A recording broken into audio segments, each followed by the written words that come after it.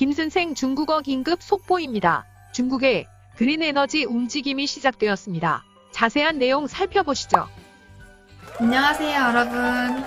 우리는 지금 과학을 비롯해서 다양한 과목에서 기후행동 프로젝트라는 주제로 융합 수업을 진행 중이죠. 그래서 중국어에서도 마찬가지로 기후행동 프로젝트를 주제로 해서 융합 수업을 이제 시작해 보려고 합니다. 세계 여러 나라에서 현재 기후위기의 심각성이 많이 대두되고 있어요. 그래서 우리는 이번 시간에 중국에서는 어떤 기후위기가 지금 대두되고 있고 어떤 중국의 현황은 어떤지 한번 얘기를 먼저 해볼 거고요. 이 기후위기에 대응하기 위해서 중국은 어떤 노력을 하고 있는지, 그리고 이 시점에 중국이 어떻게 중요한지, 중국의 위치 같은 것을 한번 알아볼게요. 그러면 지금부터 한번 시작해볼까요? 중국의 기후변화 현황 먼저 알아볼게요. 중국도 여느 나라와 마찬가지로 기후변화로 인해 몽쇠를 앓고 있어요. 중국의 평균 기온은 10년마다 0.24도씩 상승하고 있다고 해요. 지금 보이는 이 사진은 중국의 윈난성에 위치한 메이리 설산입니다. 그런데 이 메이리 설산의 빙하가 점점 녹고 있다고 해요. 20년 만에 무려 500m나 빙하가 해빙되었고 점점 그 해빙 속도가 빨라진다고 합니다. 이렇게 빙하가 녹다 보면 재배할 수 있는 생물의 종류가 바뀌기 때문에 식량 위기까지 우려가 되겠죠. 지구온난화로 인해서 평균 기온이 올라가면서 생긴 또 하나의 기후위기는 홍수입니다. 중국은 작년에 최악의 홍수로 인해서 수재민이 무려 6,500만 명, 그리고 그 피해액이 14조 원에 달했다고 해요. 이렇게 홍수가 나는 반면 중국에서 제일 긴 강인 양쯔강은 점점 말라가고 있다고 하네요.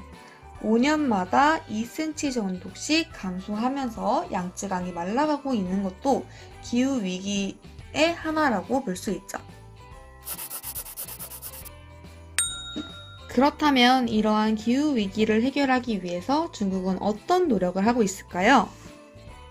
첫 번째, 중국의 시진핑 주석은 2060년 중국의 탄소 중립을 선언하였습니다. 탄소 중립이 무엇일까요? 탄소를 배출한 만큼 그 양을 줄이기 위해서 산림 산업 등으로 탄소의 중국이 선언한 바에 따르면 결국 영으로 만든다는 원료로서의 석유 및 석탄의 비중을 줄이고 신재생에너지 강화, 무공해 차량 이런 것들을 추진하여서 2030년까지 대체 에너지 비중을 20%까지 달성하고 점점점 탄소를 줄여나가면서 2060년에는 탄소 중립을 하겠다라는 내용이에요.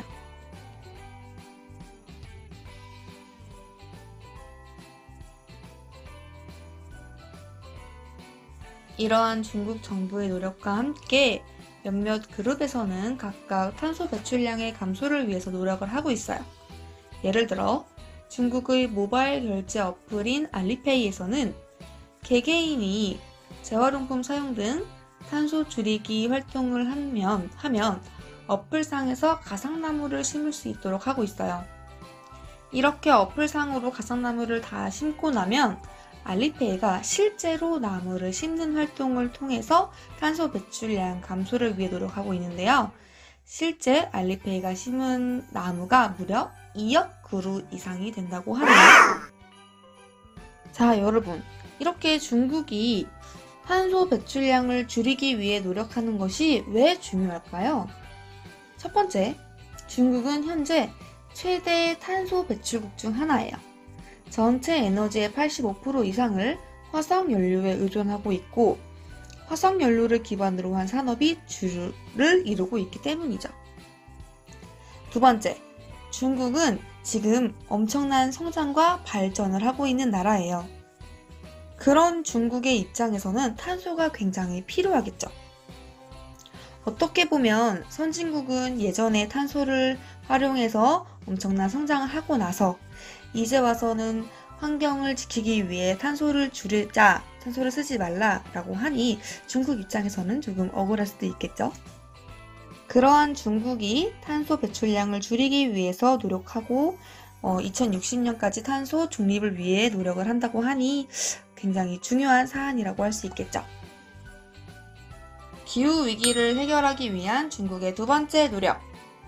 중국 정부는 플라스틱 오염 관리 강화 제안을 발표하였습니다. 이에 따르면 중국 전 지역에서 발포 플라스틱 음식 용기 및 플라스틱 면봉의 생산과 판매가 금지되었어요. 이와 관련해서 일회용 플라스틱 식기와 택배 비닐 포장의 사용 금지도 올해 주요 도시로 시작해서 2026년 전국으로 확대된다고 해요. 중국은 이를 위반할 시 엄청난 벌금을 부과하겠다는 강력한 의지를 드러내고 이러한 것들을 행동으로 보여주고 있어요. 이런 것들뿐만 아니라 중국도 신재생에너지 개발에 힘쓰고 있어요. 예를 들어서 태양광 에너지, 풍력 에너지 등 다양한 신재생에너지 개발을 위해서도 중국은 열심히 노력을 하고 있습니다. 우리는 지금까지 중국의 기후변화 현황과 이를 해결하기 위한 중국의 여러 가지 노력에 대해서 살펴보았습니다. 이처럼 우리도 스스로 기후위기에 대응하기 위하여 어떻게 우리는 무엇을 해야 할지 한번 생각해 봐야 하고 중국을 넘어서 세계로 시각을 넓히며 세계 곳곳에서는 어떻게 기후변화에 대응하기 위해 노력을 하고 있는지 살펴보고 그거를 바탕으로 우리가 어떻게 해야 되는지 한번 꼭 생각해 볼 필요가 있어요. 이 영상을 시작으로 해서 기후행동 프로젝트 융합 수업의 중국어 수업을 한번 시작해 보겠습니다.